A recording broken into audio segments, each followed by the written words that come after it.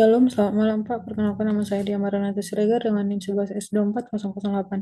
Di sini saya akan menjelaskan tentang praktikum saya tentang tipe data, tipe bentukan data. Gitu.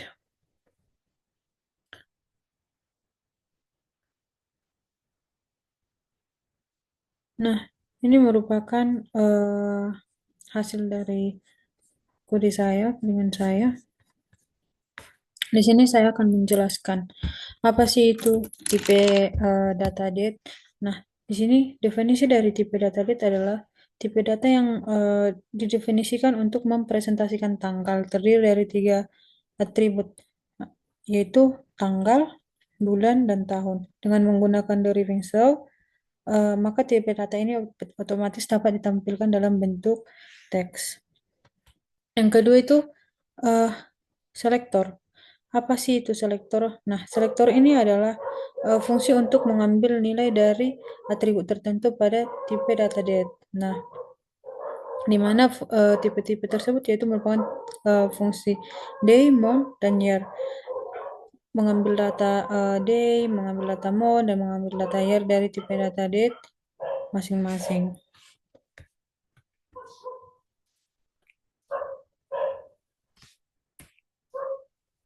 Terus selanjutnya itu adalah konstruktor.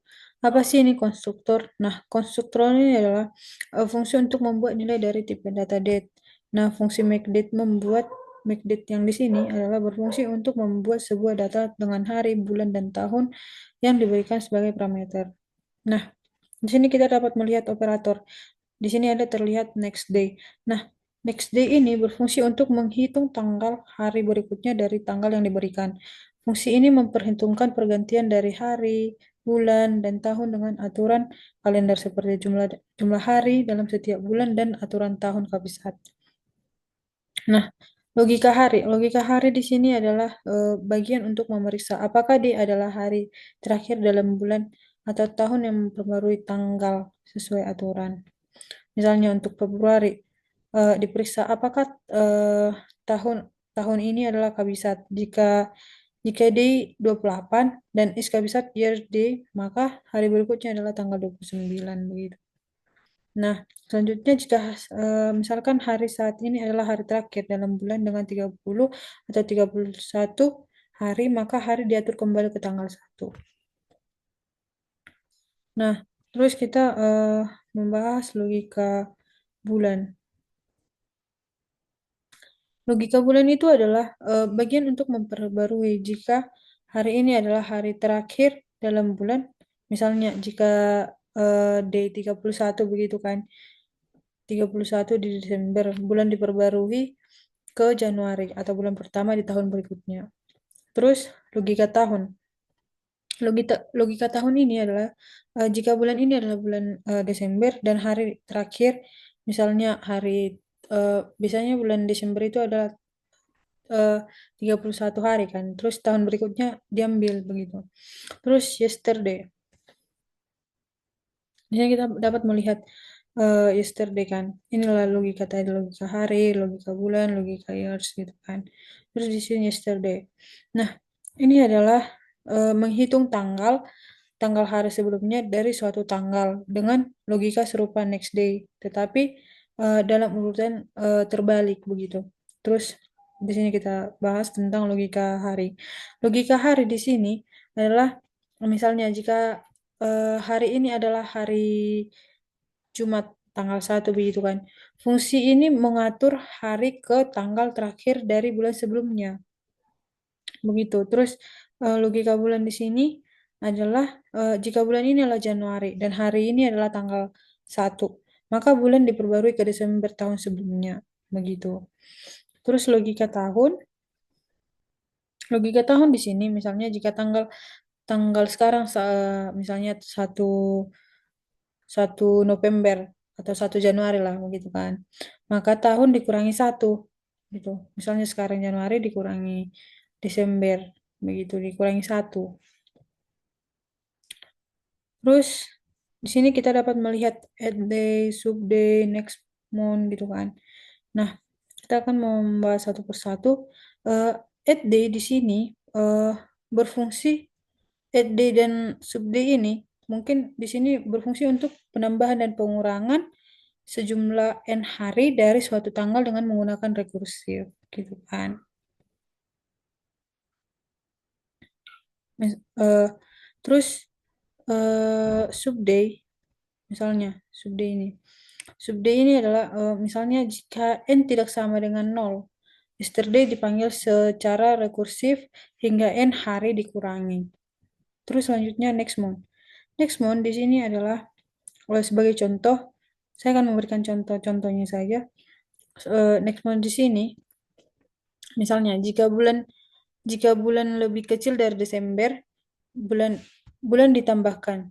Dan jika tidak, bulan diatur ke Januari atau tahun ditambahkan 1 bulan.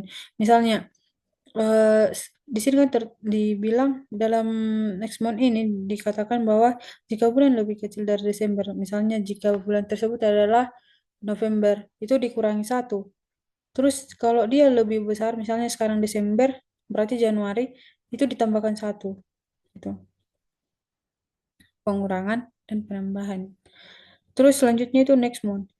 Next month ini, misalnya jika bulan lebih kecil dari Desember, maka bulan ditambahkan. Jika tidak, maka bulan diatur ke Januari. Terus di sini prime month. Prime month ini adalah contohnya, jika bulan lebih besar dari Januari, bulan dikurangi. Jika tidak, maka diatur ke Desember atau tahun dikurangi 1, gitu. Misalnya sekarang 2024 Desember, maka tahunnya dikurangi 1. Jika itu lebih kecil. Kalau tidak, itu bulannya dikurangi. Terus Edmond. Edmond ini, Edmond dan submon. Ini sama, penambahan bulan dan pengurangan bulan. Itu kan, misalnya, jika N tidak sama dengan nol, maka next month dipanggil secara rekursif hingga N bulan ditambahkan. Kalau submon ini jika N tidak sama dengan nol, maka, eh, oh, maaf. Jika N tidak sama dengan nol, maka premum dipanggil secara rekursif hingga N bulan dikurangi. Terus di sini at year dan superior ini sama. Ketika hal ini adalah sama, pengurangan dan penambahan bulan. Nah, kalau di at year sama superior ini, itu menambahkan N tahun ke year D. Gitu kan. Menambahkan N tahun ke year D. Kalau superior, itu menambahkan N tahun dari year D dengan memastikan tahun minimal adalah 1. Nah, terus di sini kita akan bahas tentang selektor is equal, is not equal, is next gitu kan. Terus saya akan membahasnya satu persatu, saya akan menjelaskan hmm, fungsi dari ini.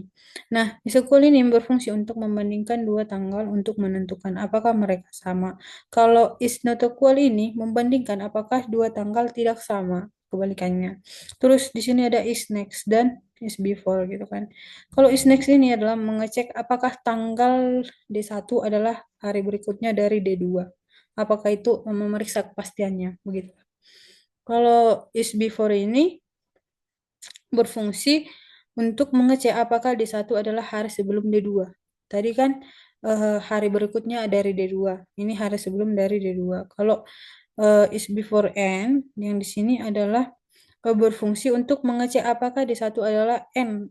Ini kan is before N, maka mengecek apakah D1 adalah N dari hari sebelumnya dari D2. Terus di sini ada is next. Kalau is next N ini adalah berfungsi untuk mengecek apakah D1 adalah N dari hari setelah D2. Terus di sini ada dibuat fungsi kabisat. Nah, fungsi kabisat ini adalah fungsi untuk mengecek apakah 1 tahun adalah tahun kabisat atau tidak berdasarkan aturan. Eh, jika Jika habis dibagi 400, maka itu adalah kabisat. Jika habis dibagi 100, maka maka ini sama juga dengan 100. 400 bagi 4 100, maka itu adalah kabisat. Kalau selain itu, maka itu bukan kabisat. Kalau tidak habis dibagi 400, kalau tidak habis dibagi 100, itu tidak tahun kabisat. Kalau habis dibagi 4 itu kabisat begitu. Nah, fungsi mon. Fungsi mon 30 dan fungsi mon 31. Kalau fungsi mon 30 ini itu adalah hmm, kedua ini berfungsi untuk mengecek apakah suatu bulan memiliki eh, 30 hari, misalnya tanggal 1 sampai tanggal 30 begitu.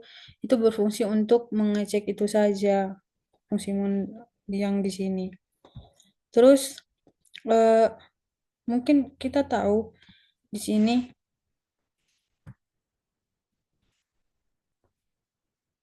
Mendo ini untuk membaca. Kalau Redline ini kan untuk membaca data yang diberikan, begitu kan.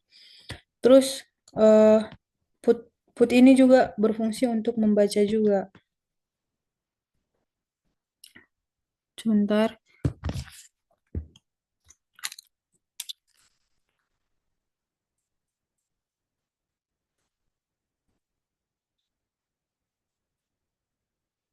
Ini tadi pemisalannya eh, logika data, logika hari begitu.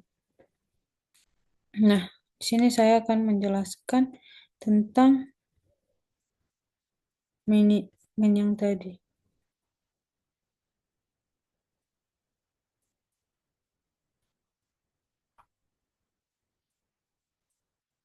Main.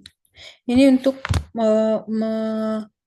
membaca hari, bulan, tanggal gitu kan. Hari pertama, bulan pertama, tahun pertama.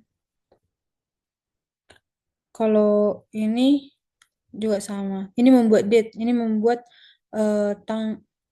tanggal, membaca. Kalau red line ini adalah membaca 6 bilangan bulat dari input yang diberikan oleh seorang pengguna, seorang yang memberikan arahan begitulah. Nah, red line yang di sini itu digunakan untuk membaca input dari pengguna dan mengkonversinya menjadi tipe integer. Di sini kan ada dibuat integer. Terus make data. Make data di sini digunakan untuk menciptakan dua objek tanggal. Di sini kan ada D1, D2, N gitu kan. Berdasarkan input yang diterima sebelumnya. Terus put strn yang di sini. Ini digunakan untuk mencetak string ke layar. Di sini ini diberikan untuk mencetak nantinya apa yang keluar dari terminal jika dirankan gitu. Terus sini kan ada juga dibuat sini ada juga dibuat placeau ini memanggil fungsi next day. Ini untuk memanggil eh, apa sih hari apa sih setelah misalnya sekarang hari Rabu. Nah, setelah Rabu itu hari apa gitu kan. Dibuatlah place-place-nya. Ini untuk 2 hari selanjutnya, sehari selanjutnya gitu. Ini juga sama memanggil fungsi yesterday. Ini memanggil fungsi sebelum hari Rabu itu eh, kemarin hari apa. Terus ini 2 hari yang lampau itu hari apa begitu. Nah, kalau subday ini adalah hari kemarin, menambah dan mengurangi hari. Begitu juga dengan next month, previous month juga begitu. Ini adalah fungsi yang diberikan untuk membaca eh, kode yang kita berikan di atas ini semuanya. Nah, maka setelah itu nanti setelah dirankan hasil akan keluar. Semuanya akan mengeluarkan hasil dan memberikan gambaran lengkap tentang gambar yang kita inginkan di sini, tahun yang kita inginkan juga. Jadi begitulah kira-kira eh, penjelasan saya mengenai fungsi ini tadi. Mohon maaf jika ada kesalahan. Terima kasih.